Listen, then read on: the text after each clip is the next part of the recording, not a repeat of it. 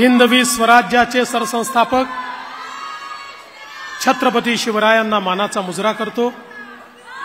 भारतीय राज्यघटनेचे शिल्पकार भारतरत्न डॉक्टर बाबासाहेब आंबेडकर यांना मानवंदना अर्पित करतो। आज खऱ्या अर्थानं सावित्रीच्या लेकींचा कार्यक्रम आहे, त्यामुळे क्रांतीज्योती सावित्रीबाई फुले यांना देखील मानवंदना अर्पित करतो। मंचावर उपस्थित असलेले महाराष्ट्राचे लोकप्रिय आणि धडाडीचे मुख्यमंत्री एकनाथराव शिंदेजी, आमचे सहकारी उपमुख्यमंत्री आणि जे थेट बोलण्याकरता प्रसिद्ध आहेत असे आमचे अजितदादा पवार, केंद्रीय राज्यमंत्री मुरलीधर मोहोळजी, आमचे सहकारी दिलीप वळसे पाटीलजी, चंद्रकांतदादा पाटीलजी, नीलमताई गोरे, ज्यांच्या विभागाने अतिशय यशस्वी असा हा कार्यक्रम केला, त्या आदितीताई तटकरे, मेधाताई कुलकर्णी, श्रीरंगप्पा बारणे, उमाताई खापरे, योगेशजी टिळेकर, माधुरीताई मिसाळ, रामभाऊ शिंदे, प्रसादजी लाड, भीमराव अण्णा तापकीर, महेशदादा लांडगे, राहुलदादा कुल, दिलीपराव मोहिते पाटील, त्याचप्रमाणे दिलीपरावजी मोहिते, त्याचप्रमाणे विजयरावजी शिवतरे, सुनीलजी शेळके, रुपालीताई चाकणकर, सिद्धार्थजी शिरोळे, सुनीलजी कांबळे, या ठिकाणी मंचावर उपस्थित अश्विनीताई जगताप, त्याचप्रमाणे श्री अनुप कुमार यादव, चंद्रकांत पलकुंडवार, विनयकुमार चौबे, सुहास दिवसे, राजेंद्र भोसले, शेखर सिंग, प्रशांत नारनवरे, राजेश देशमुख, योगेश मसे, स्वप्नील, आपल्या सर्वांना ज्यांनी भारताला मेडल मिळवून दिलं ते स्वप्नील कुसळे, या ठिकाणी उपस्थित सर्व मान्यवर आणि उपस्थित माझ्या सर्व लाडक्या बहिणी आणि माझ्या सर्व भावांनो, आज हा अतिशय आनंदाचा दिवस आहे की मुख्यमंत्री माझी लाडकी बहीण या योजनेची औपचारिक सुरुवात ही पुणे इथे होते। कोणीतरी मला विचारलं की सुरुवात पुण्यापासून का?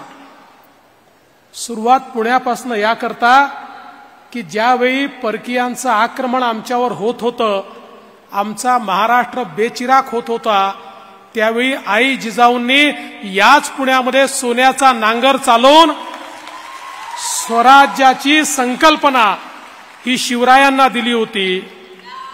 याच पुण्यामध्ये ज्यावेळी आमच्या महिलांना शिक्षणाचा अधिकार नाकारला गेला, त्यावेळी महात्मा ज्योतिबा फुले आणि सावित्रीबाई फुलेंनी सांगितलं हा अधिकार महिलांना मिळाला पाहिजे आणि महिलांना अधिकार देण्याकरता याच पुण्यापासनं खऱ्या अर्थानं त्यांनी सुरुवात केली। आणि आपल्याला कल्पना आहे की मुलींसाठीची पहिली शाळा याच पुण्यामध्ये सुरू झाली आणि म्हणूनच मला असं वाटतं की पुणे हे सर्वाधिक उपयुक्त अशा प्रकारचं ठिकाण आहे।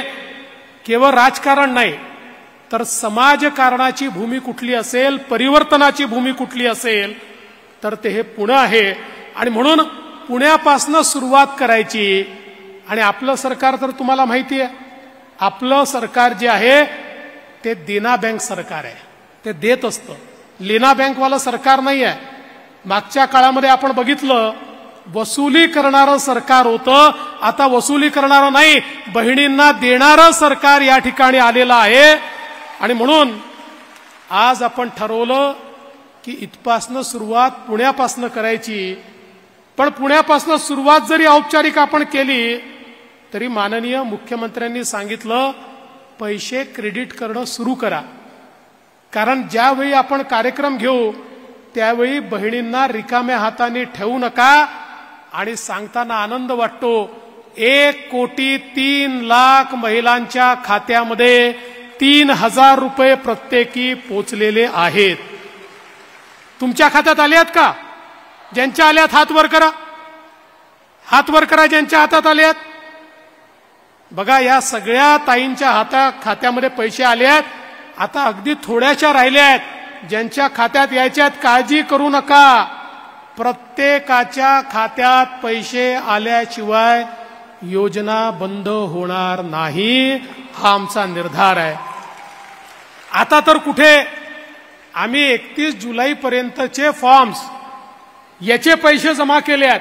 आता 31 ऑगस्ट पर्यंतचे जे फॉर्म्स आहेत त्याची छाननी जेव्हा होईल त्यांच्याही खात्यामध्ये जुलै आणि ऑगस्टचे पैसे आणि सप्टेंबरचे पैसे एकत्रितपणे आपण त्या ठिकाणी टाकू.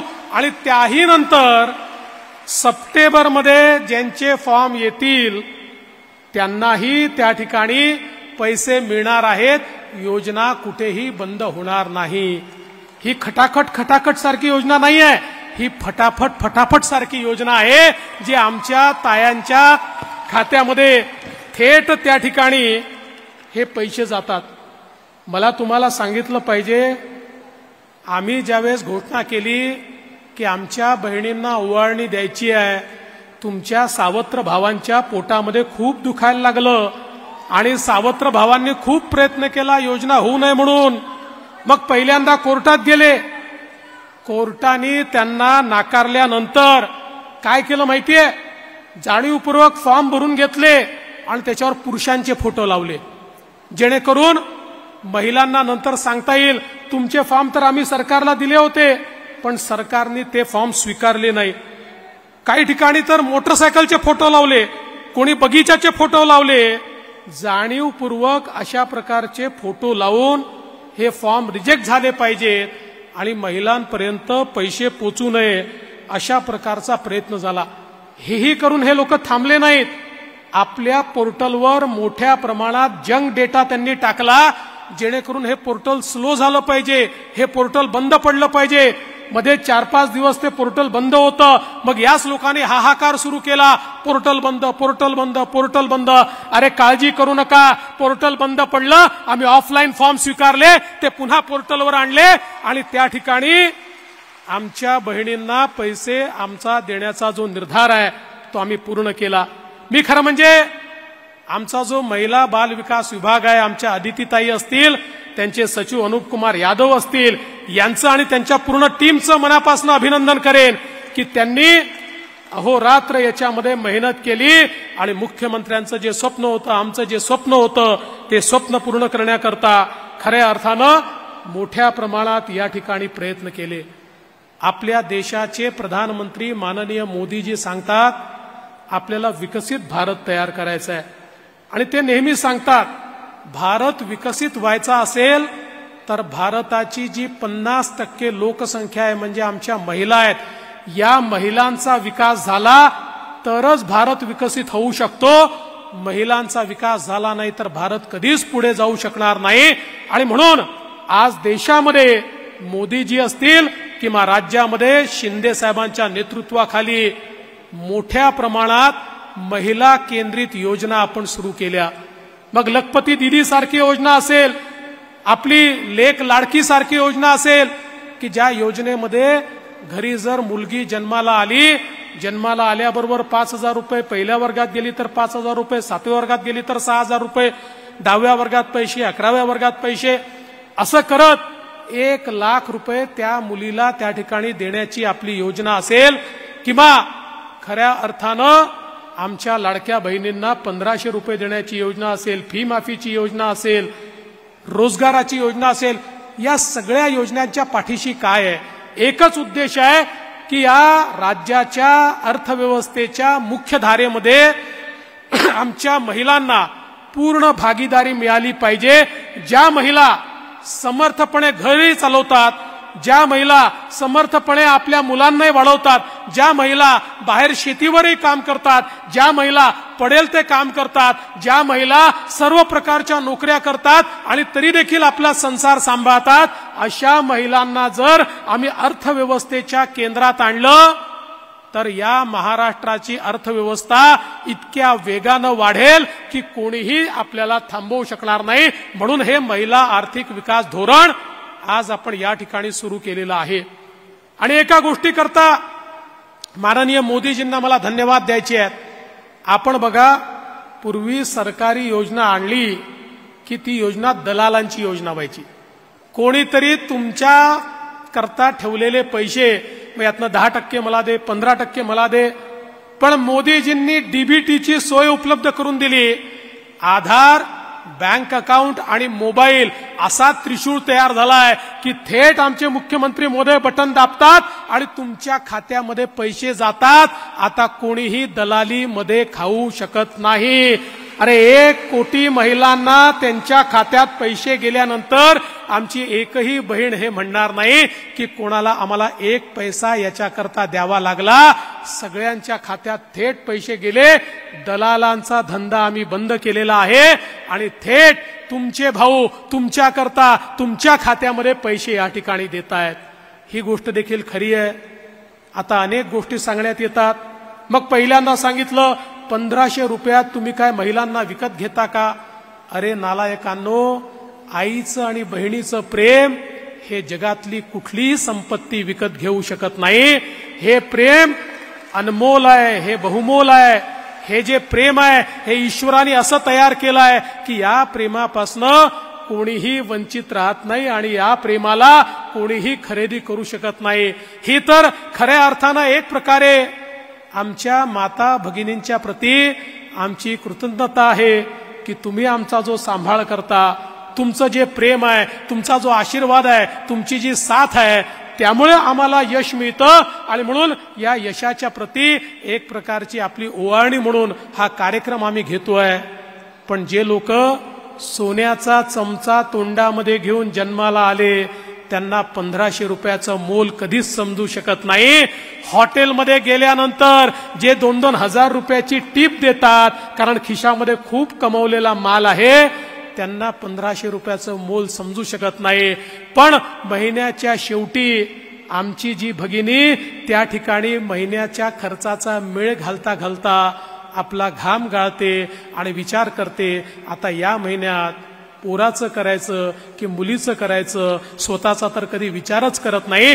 त्या माझ्या मायमाऊलीला 1500 रुपये काय असतात, त्याचं मोल काय असतं हे निश्चितपणे समजतं. आणि म्हणूनच आमच्या या कोट्यावधी मायमाऊली आम्हाला आशीर्वाद देत आहेत. तुम्ही कितीही या ठिकाणी आम्हाला दूषणं दिली तरी देखील जोपर्यंत मायमाऊलीचा आशीर्वाद, बहिणींचा आशीर्वाद आमच्या पाठीशी आहे, आमचं कोणी काही वाकडं करू शकत नाही. पण अजितदादा म्हणाले खरं आहे. मी आपल्याला सांगू इच्छितो, ज्यावेळी मी मुख्यमंत्री होतो आणि मुख्यमंत्री पदावर असताना अनेक योजना सुरू केल्या आणि मुख्यमंत्री पदावरनं मी गेल्यानंतर ज्यावेळेस महाविकास आघाडीचं सरकार आलं त्या सरकारने काय केलं, सगळ्यात पहिल्यांदा मी सुरू केलेल्या सगळ्या योजना सगळ्या बंद केल्या. एकही योजना त्यांनी सुरू ठेवली नाही. आज माननीय मुख्यमंत्र्यांच्या नेतृत्वात इतक्या चांगल्या योजना आपण सुरू केलेल्या आहेत. पण बंधू भगिनींनो, उद्याच्या काळामध्ये आपलं काही चुकलं, काही चुकीमुळे जर विपरीत अशा प्रकारचे परिणाम आले, सगळ्यात पहिलं काम काय होणार? सगळ्यात पहिलं काम हे करतील मुख्यमंत्री एकनाथराव शिंदेजींच्या नेतृत्वात सुरू झालेल्या सगळ्या योजना हे बंद करतील. एकही योजना हे चालू देणार नाहीत. आणि दुसरं मी तुम्हाला सांगतो की आज यांनी पहिल्यांदा सांगितलं 2-3 महिने पैसे मिळतील, मग पैसे मिळणार नाही. पण मला सांगताना आनंद वाटतो, आमच्या अजितदादांनी अर्थसंकल्पामध्ये मार्च पर्यंतची पूर्ण व्यवस्था करून ठेवलेली आहे. आणि तुम्ही आम्हाला पुन्हा आशीर्वाद दिला की पुन्हा पुढच्या मार्च पर्यंत 25 पर्यंतची 26 पर्यंतची व्यवस्था, मग 27 पर्यंतची व्यवस्था. खरं म्हणजे आपल्याला बजेटमध्ये एका वर्षाचेच पैसे ठेवता येतात म्हणून एका वर्षाचे ठेवले. जर बजेटमध्ये 5 वर्षाचे ठेवता आले असते ना तर सगळे विषय बाजूला ठेवून पहिल्यांदा लाडक्या बहिणींकरता 5 वर्षाचे पैसे आपण त्या ठिकाणी ठेवले असते. आणि म्हणून मी आपल्याला एवढंच सांगतो, आम्ही प्रामाणिक लोक आहोत. आज तुम्ही बघा, ज्या राज्यांमध्ये आपलं सरकार आहे तिथे योजना चालू आहेत. कर्नाटकमध्ये अशी योजना घोषित केली, आज ती योजना त्यांनी बंद केली. त्यांनी तेलंगणामध्ये योजना घोषित केली, तेलंगणात योजना सुरूच झाली नाही. पण मला सांगताना आनंद वाटतो, आमच्या मामाजींनी, शिवराजजींनी मध्य प्रदेशला योजना सुरू केली, नियमित चाललेली आहे. छत्तीसगडला सुरू केली, नियमित चाललेली आहे. आणि आमच्या मुख्यमंत्र्यांनी महाराष्ट्रात घोषणा केली, ही पण योजना नियमितच चालेल. कोणीही ही योजना बंद करू शकणार नाही, हा विश्वास या निमित्ताने मी तुम्हाला देऊ इच्छितो. आणि म्हणून आज एक प्रकारे आपण पाहतोय देशामध्ये पहिल्यांदा महिला राष्ट्रपती आम्हाला मिळालेले आहेत. आज भारतामध्ये 10% जास्तीचं प्रतिनिधित्व हे स्थानिक स्वराज्य संस्थांमध्ये आमच्या महिलांना मिळालेलं आहे. आज प्रधानमंत्री मुद्रा योजनेच्या अंतर्गत ज्यांना कर्ज प्राप्त झालं त्यातल्या 63% महिला आहेत. आज जर आपण बघितलं तर विज्ञान आणि तंत्रज्ञानामध्ये कधी नव्हे ते 43% आमच्या मुली त्या ठिकाणी शिकतायत. आणि आज आपण जर बघितलं तर महिला बचत गटाच्या माध्यमातून सर्वात मोठं जे एक आंदोलन बचत गटाचं सुरू झालंय तेही या महाराष्ट्रामध्ये आपण सगळे रेकॉर्ड या ठिकाणी तोडलेले आहेत. आणि 63 लाख बचत गटाच्या माध्यमातून आमच्या महिलांना काम देण्याची सुरुवात आपण या ठिकाणी केलेली आहे. त्यामुळे आज महिलांना अधिकारिता मिळते हे खरं आहे. महिलांना अधिकारिता मिळत असताना अनेक लोकांच्या पोटात दुखतं, पुरुषांच्याही पोटात दुखतं. कारण त्यांना असं वाटतं इतके वर्ष आपण सत्ता गाजवली, आता या आपल्या पुढे जातील. पण पुरुषांना मी सांगून देऊ इच्छितो, आता महिलांना कोणीही थांबवू शकत नाही. देशाच्या प्रधानमंत्र्यांनी निर्णय घेतलाय पुढच्या सगळ्या निवडणुकांमध्ये देशाच्या संसदेत आणि देशाच्या विधानसभेमध्येही महिला राज येणार आहे. त्यामुळे आता महिला करतील, महिला ठरवतील, तीच दिशा येणार आहे. आणि म्हणून आम्ही देखील या ठिकाणी आमच्या माता भगिनींच्या पाठीशी उभे आहोत आणि मुख्यमंत्र्यांच्या नेतृत्वात हे कार्य या ठिकाणी चाललेलं आहे. मला या गोष्टीचा देखील आनंद आहे. आज केंद्र सरकार इतक्या मोठ्या प्रमाणात आपल्याला मदत करते आहे. केंद्र सरकारने कालच पुण्याची मेट्रो असेल, ठाण्याची मेट्रो असेल, त्याला या ठिकाणी मान्यता दिली. वेगवेगळ्या प्रकारच्या योजनांना केंद्र सरकारची मान्यता मिळते. मोदीजी देशामध्ये आणि महाराष्ट्रामध्ये शिंदे साहेबांच्या नेतृत्वातलं महायुती सरकार हे सुजलाम सुफलाम महाराष्ट्र तयार करणार, आमच्या महिलांना अधिकार देणार आणि महिलांना त्या ठिकाणी खऱ्या अर्थानं सन्मान देऊन महिलांचं सन्मान करणारं महाराष्ट्र राज्य आम्ही घडवून दाखवू, एवढाच विश्वास या निमित्ताने व्यक्त करतो. आणि सर्व आमच्या माता भगिनींच्या प्रती या ठिकाणी मी खऱ्या अर्थानं अभिवादन करून माझं बोलणं संपवतो. जय हिंद, जय महाराष्ट्र, जय भारत माता.